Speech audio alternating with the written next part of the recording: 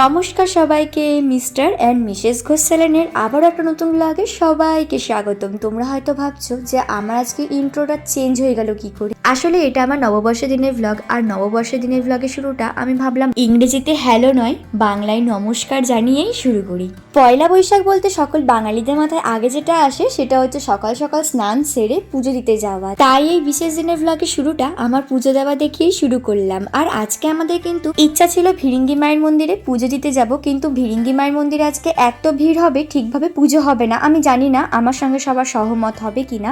আমার মনে হয় ভিড়ে আর যাই হোক পুজো ভালোভাবে হয় না।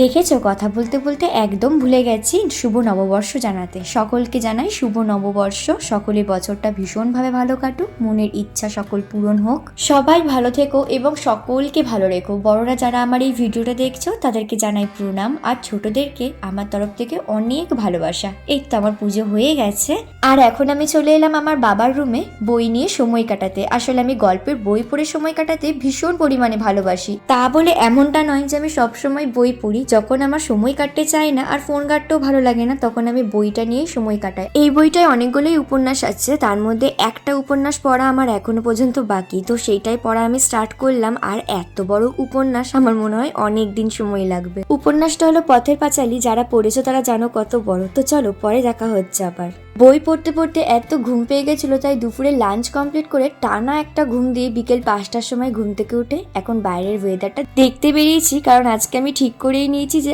আকাশে যদি কোথাও কালো মেঘ দেখতে পেয়েছি তাহলে আমি কোথাও বেরোবো না। এর আগের রবিবারে হালকা হালকা মেঘ করেছিল, ভেবেছিলাম বৃষ্টি হবে না, কিন্তু বেরিয়ে বেশ ভালো মতনই ভিজতে হয়েছে দুজনকে। তো চলো, কোথাও কালো মেঘ নাই, এখন আমরা বাইরে বেরোতেই পারবো। এইটা আমার পয়লা বৈশাখের ড্রেস মিস্টার ঘোষ দিয়েছে। কেমন হয়েছে তোমরা অবশ্যই কমেন্টসে জানিও। তো চলো রেডি হয়ে আবার দেখা হচ্ছে। এই দেখো আমি রেডি হয়ে চলে এসেছি। মাকে বললাম ফুল লুকের ভিডিও করতে, মা ভিডিওটা ভালোভাবে করতে পারেনি। এই ড্রেসটার সঙ্গে দেখো আমার বানানো সেই জুয়েলারিগুলো পরেছি। এই জুয়েলারিগুলো কিন্তু আমি আগে বানিয়েছি, ড্রেসটা আমি পরে কিনেছি, কিন্তু ম্যাচ করে গেছে।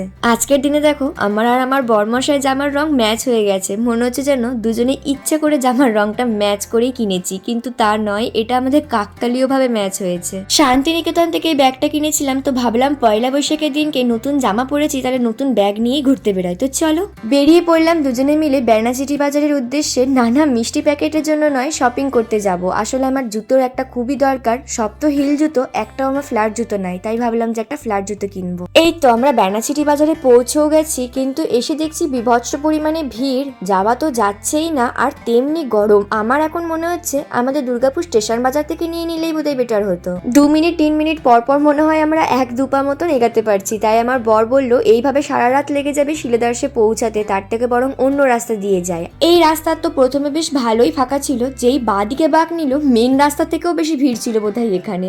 আর সেটা দেখে তো আমার হাসি কিছুতেই থামছে না। পয়লা বৈশাখের দিনকে বেশ ভালোই এপ্রিল ফুল হলাম দুইজনে মিলে। আমার বরকে তো আমি বলছি যে আমরা বোধহয় ভেবে নিয়েছিলাম এই রাস্তা দিয়ে আসার সময় যে আমরা কি ভালো কাজটাই না করছি। আর সত্যি কথাই দেখো, ভালো কাজই করেছি। এরকম ধরনের লাইন কখনো দেখেছো মিষ্টি নেওয়ার জন্য? বাপরে কি বিশাল বড় লাইন! যেই রাস্তাটায় অত বড় লাইন ছিল সেই রাস্তাটা দিয়ে কিন্তু আমরা আসতে পারিনি। আমরা আবার ব্যাক করে অন্য রাস্তা দিয়ে শিলেদার্সে পৌঁছেছি। একটা কথা তো তোমাদেরকে বলতেই ভুলে গেছি, পয়লা বৈশাখে কিন্তু আমার দুটো ড্রেস হয়েছে। একটা যেটা পরে আছি এইটা, আর একটা যেটা শান্তিনিকেতনে পরে ঘুরতে গেছিলাম সেইটা। ওইটা আমার মা বাবা দিয়েছে, কিন্তু ওইটার লোভ সামলাতে না পেরে ওটা আমি আগেই পরে নিয়েছি। বরমশাই গেছে গাড়িটাকে পার্কিং করাতে, আর ওই যে গাড়িটা পার্কিং করে চলেও এসেছে। তো চলো দোকানের ভেতরে ঢুকি। আমি কিন্তু দোকানের ভেতরে কোনো ভিডিও করিনি, কারণ ভিড় ছিল ভীষণ পরিমাণে। বেনাচিটি বাজারে কাজ কমপ্লিট হয়ে যাওয়ার পর আমরা চলে এলাম মিষ্টি খেতে, কিন্তু দুঃখের বিষয় সাহা সুইটসে আজকে একটাও মিষ্টি নাই। শুধু আছে কিনা রসগোল্লা, আর রসগোল্লা খেতে একদমই ইচ্ছে করছে না এই মুহূর্তে। তাই ভাবলাম চলো মাঞ্চ খেয়ে মিষ্টি খাওয়ার ইচ্ছেটা পূরণ করি। এখন বাজে রাত্রি প্রায় 9:30, রাস্তা প্রায় শুনশানই বলতে গেলে। আর এখন আমার বরের মন চেয়েছে যে রাত্রে ডিনারেও বিরিয়ানি খাবে, তাই এখন বিরিয়ানি কিনতে দাঁড়ালাম। দুর্গাপুর স্টেশনে পাশাপাশি দুটো বিরিয়ানি দোকান আছে, তো দুটো বিরিয়ানি দোকানে খুব ভালো বিরিয়ানি বানায়, আমার তো বেশ ভালো লাগে। তো চলো আমরা এখন বাড়ি যাই। ভিডিওটা আজকে আমার এইটুখানি, দেখা হবে নেক্সট আরেকটা ভিডিওতে। ভিডিওটা ভালো লাগলে অবশ্যই like, comment, share and subscribe. দেখা হবে নেক্সট ভিডিওতে। টাটা।